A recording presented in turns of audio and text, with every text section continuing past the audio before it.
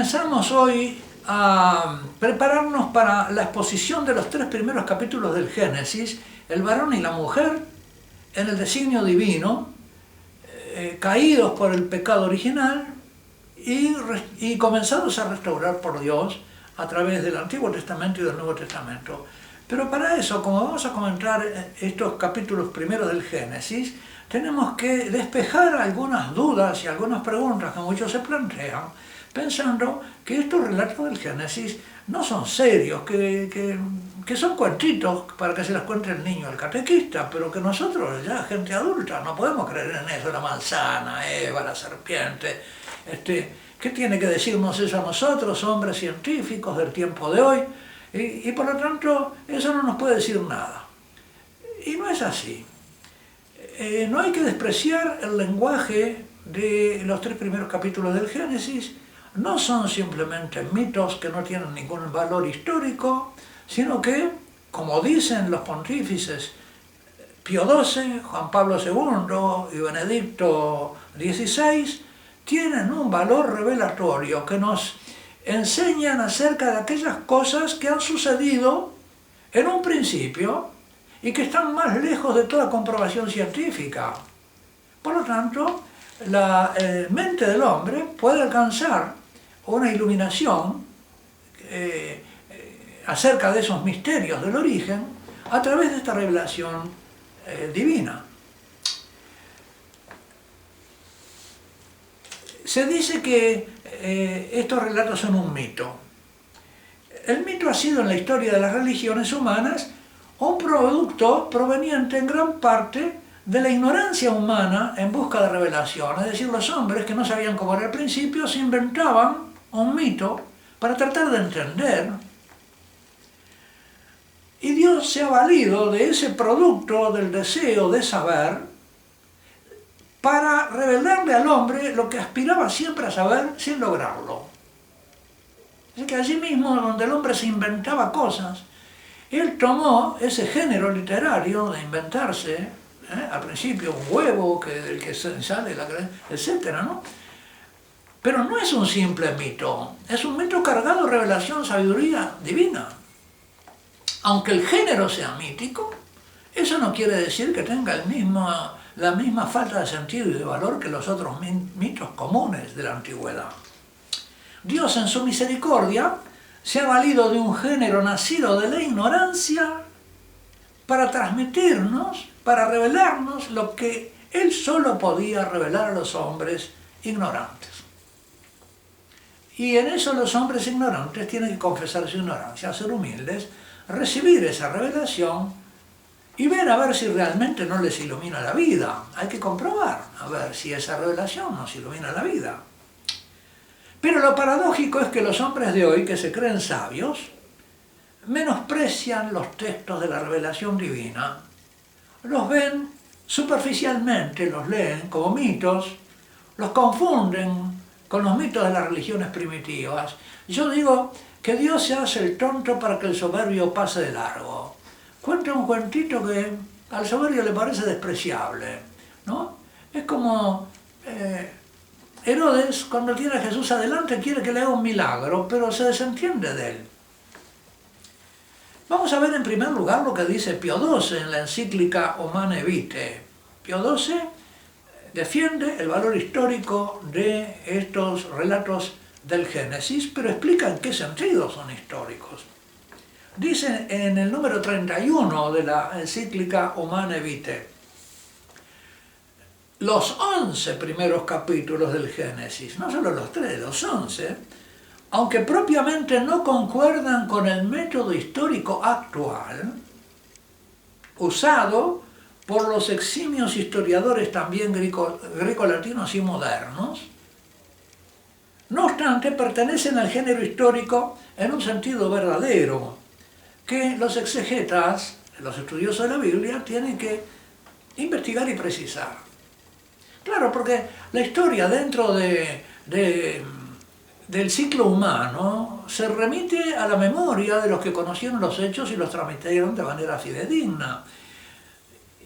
Toda historia griega, latina y actual es así. Pero aquí se trata de hechos sucedidos antes de que haya ningún testigo que nos lo pueda comunicar. Entonces, son históricos porque transmiten hechos verdaderos, pero que no son testificables porque no son conocidos por nadie y solo Dios puede revelar. Así que es una historia que se funda no sobre el testimonio de testigos presenciales, sino sobre el testimonio de Dios, revelador.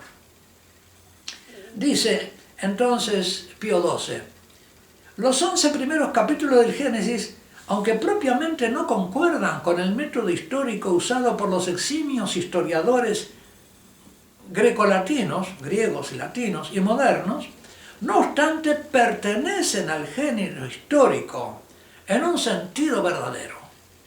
Tienen valor histórico verdadero. Ahora, ¿cómo es que tiene ese valor histórico? Los exegetas han de investigar y precisarlo. Los mismos capítulos, 11 capítulos del Génesis, con un estilo sencillo, figurado, acomodado a la mente de un pueblo poco culto, capaz de ser entendido por niños y por gente que no es culta, contienen ya las verdades principales, contienen verdades principales y fundamentales en que se apoya nuestra propia salvación, es decir, nuestra propia comunicación con Dios. Y también una descripción popular del origen del género humano y del pueblo elegido por Dios. Así que encierran una verdad que Dios nos revela, de hechos que nadie pudo conocer. Y prosigue el Papa Pío XII en la Humani Generis. Pero si los antiguos escritores sagrados tomaron algo de las tradiciones populares, lo cual puede ciertamente concederse, nunca de olvidarse que ellos obraron así ayudados por la divina inspiración, lo cual los hacía inmunes, libres de todo error al elegir y juzgar aquellos documentos. Es decir, el Papa dice, bueno, sí, concedemos que en ese tiempo había una cantidad de mitos en los pueblos, ¿no? Relatos inventados acerca de las cosas del origen, y que esos pueblos las inventaban, y que Dios se vale de ese género literario, pero conteniendo revelación. Dios se vale en su condescendencia con los hombres que están acostumbrados a esos mitos, sustituye los mitos inventados por las verdades reveladas en forma de mito, en forma de relato mítico. Por lo tanto, las narraciones populares incluidas en la Sagrada Escritura en modo alguno pueden compararse con las mitologías y otras narraciones semejantes, las cuales más bien proceden de una encendida imaginación, proceden de la ignorancia, que del amor a la verdad y a la sencillez que tanto resplandece en los libros sagrados. Pero el hombre siempre ha buscado eso. Aún en el Antiguo Testamento, dice, en los relatos del Antiguo Testamento, dice Pío XII, hasta el punto de que nuestros hagiógrafos, nuestros escritores sagrados, los autores de la Escritura, deben ser tenidos en este punto como claramente superiores a los escritores profanos. Aunque la Iglesia afirma, hasta aquí el Papa Pío XII en su Encyclica Humanae Vitae, ahora sigo yo comentando que aunque la Iglesia, por la voz del Magisterio de Pío XII, afirma que los relatos del Génesis que tratan de la creación del ser humano y que vamos a interpretar en esta serie de videos, son históricos en un sentido distinto del que el término histórico tiene en las ciencias que hoy llamamos históricas.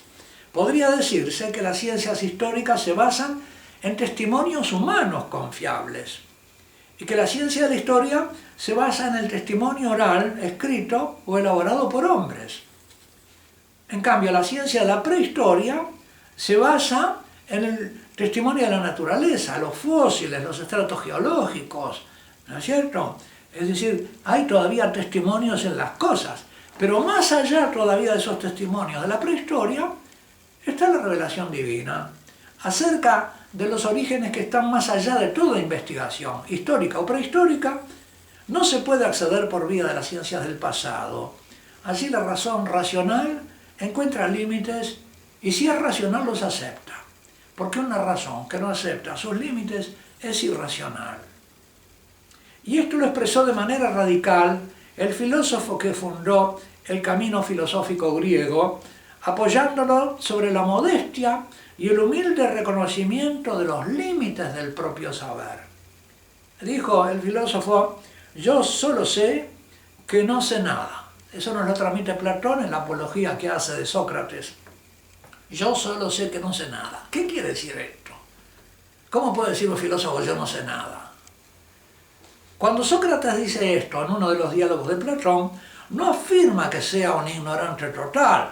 Él está bien seguro de que él conoce muchas cosas que los hombres ignoran, sino que ante la magnitud de lo que él mismo ignora, lo que reconoce con certeza le parece nada.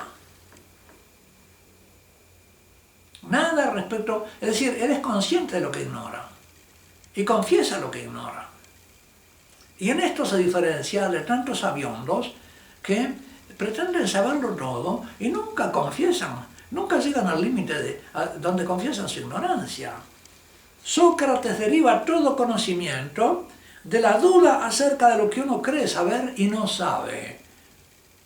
Qué bien eso, porque todo el mundo cree saber hoy cuál fue el origen del universo y no lo saben. Plantean teorías y las dan por ciertas. Así pues, se debe comenzar admitiendo la propia ignorancia. Y por eso su esfuerzo filosófico comienza con conocer los límites de lo que sabe y no sabe. Nadie puede ser filósofo si no confiesa su ignorancia, para empezar. En el próximo tramo de esta introducción vamos a tratar de lo que dice precisamente Benedicto XVI en su discurso en Ratisbona y en otros lugares donde él habló, como en el Bundestag alemán, hablándole a los políticos, y en el Colegio de los Bernardinos, hablándole al mundo de la cultura, y Ratisbona, por supuesto, al mundo universitario. Hasta la próxima. Y que Dios Todopoderoso los bendiga, el Padre, el Hijo y el Espíritu Santo. Amén.